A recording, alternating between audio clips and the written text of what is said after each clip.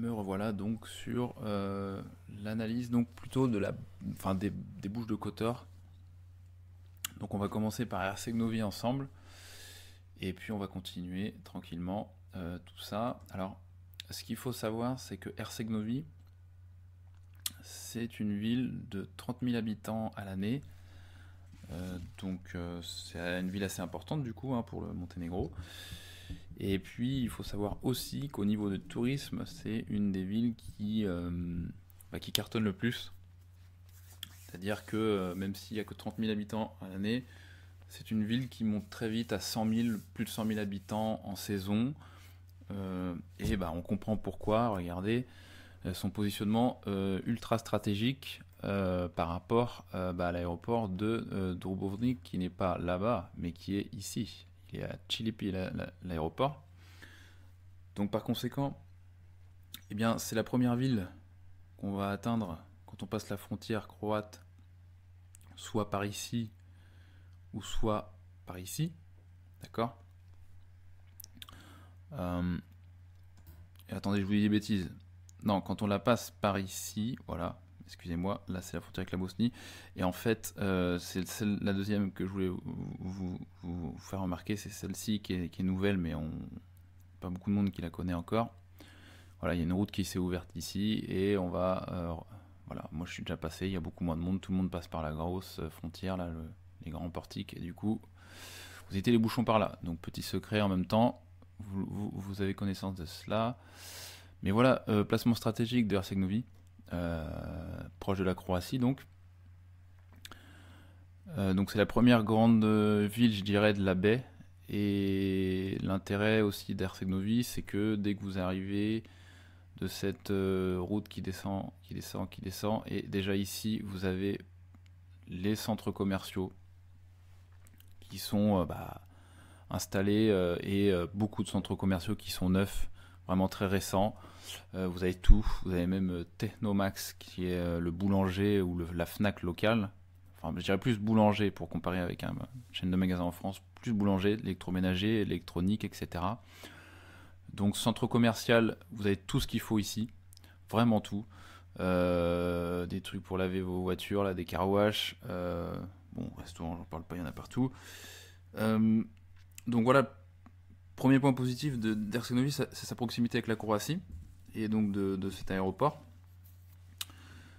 Les centres commerciaux, comme je vous l'ai dit. Erceg-Novi, c'est une ville qui a une très belle vieille ville, donc Stari Grad. Très très belle vieille ville. C'est une de mes franchement de mes coins préférés. Franchement, la vieille ville des Bouches de Kotor. Dans les Bouches de Kotor, je veux dire, dans les vieilles villes qu'il y a, celle-ci est vraiment de très haut niveau. Moi, je l'adore. Et elle est assez étendue. C'est très agréable.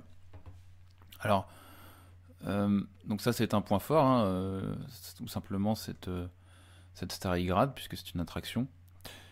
Voilà, une église orthodoxe serbe ici. Donc, si vous voyez des drapeaux comme ça sur les églises, c'est parce que la plupart des églises orthodoxes au Monténégro sont serbes. C'est une institution, c'est l'église orthodoxe serbe. C'est une institution religieuse et officielle. Et donc, c'est le drapeau qui représente tout simplement l'institution. Donc, vous en verrez sur la majorité des églises au Monténégro. Donc, c'est tout à fait normal de voir ces drapeaux. Alors, comme je vous disais, donc super vieille ville. Donc on peut noter ça dans les points positifs. Autre point positif, c'est la promenade de Erceg-Novi qui est très très longue et elle est très agréable parce qu'elle est longue. Donc il y a vraiment de quoi faire le soir. Franchement, on passe des bons moments sur cette promenade et elle a été refaite en plus. Donc il y a d'autres travaux, je crois, qui sont en prévision. D'amélioration, ça peut être l'éclairage, etc. Mais il y a vraiment eu du beau boulot de fait. Et je trouve que si vous avez un bien immobilier sur la promenade, c'est vraiment très sympa. Parce qu'il n'y a pas de bruit de voiture nécessairement, et c'est les gens qui marchent, donc c'est très agréable. Erceg-Novi, c'est aussi une ville où il y a de la vie à l'année, parce que, comme je vous disais, il y a 30 000 habitants à l'année. Donc du coup, ça donne quelque chose de sympa aussi l'hiver. vous êtes entre guillemets pas isolé, pas ce sentiment de solitude quand vous êtes à Herceg-Novi en hors saison, voilà, tout simplement. Donc je trouve ça intéressant parce que c'est pas le cas de toutes les villes. Bon, les Bouches-de-Côte-d'Or généralement c'est quand même là où il y a le plus d'habitants à l'année, je dirais par rapport à des villes comme Budva. Et voilà. Qu'est-ce que je peux vous dire d'autre au niveau des points positifs? Alors, bah, je vous l'ai dit tout à l'heure, hein, c'est une ville qui peut vite voilà, augmenter de population avec les touristes. Donc, bon, quand ça dépasse les 100 000, c'est pas rien.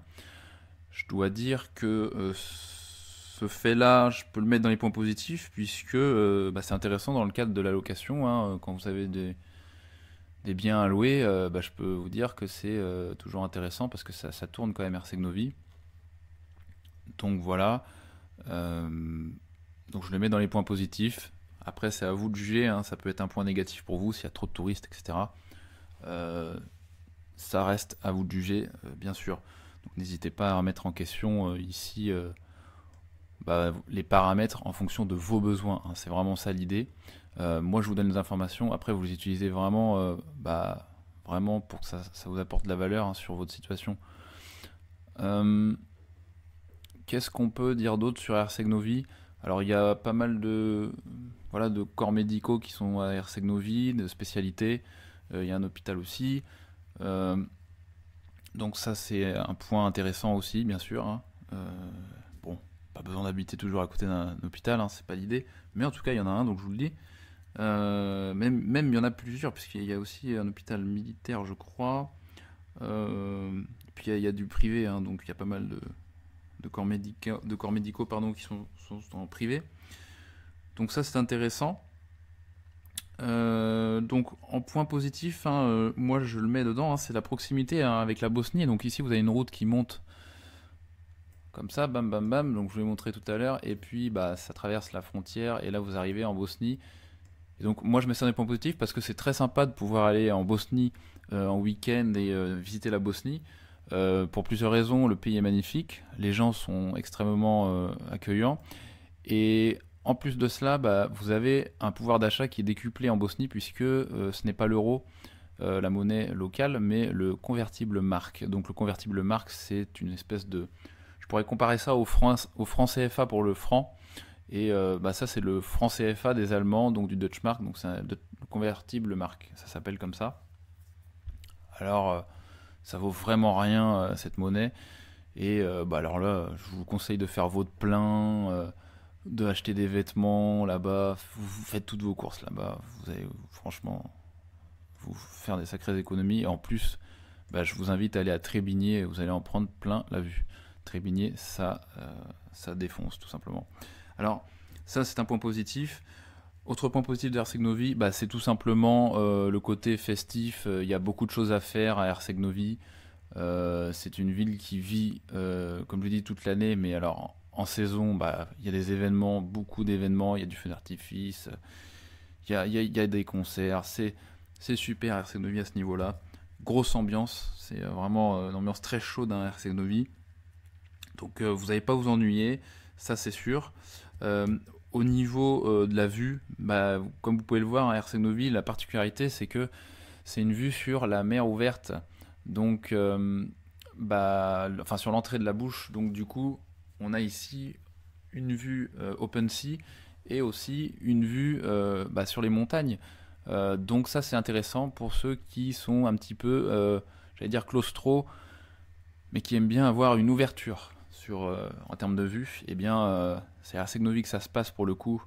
Il y a aussi Luštitsa. Bon, je peux parler de Luštitsa maintenant aussi parce que il faut savoir que la commune, l'agglomération d'Herceg-Novi, elle traverse la mer et elle coupe ici.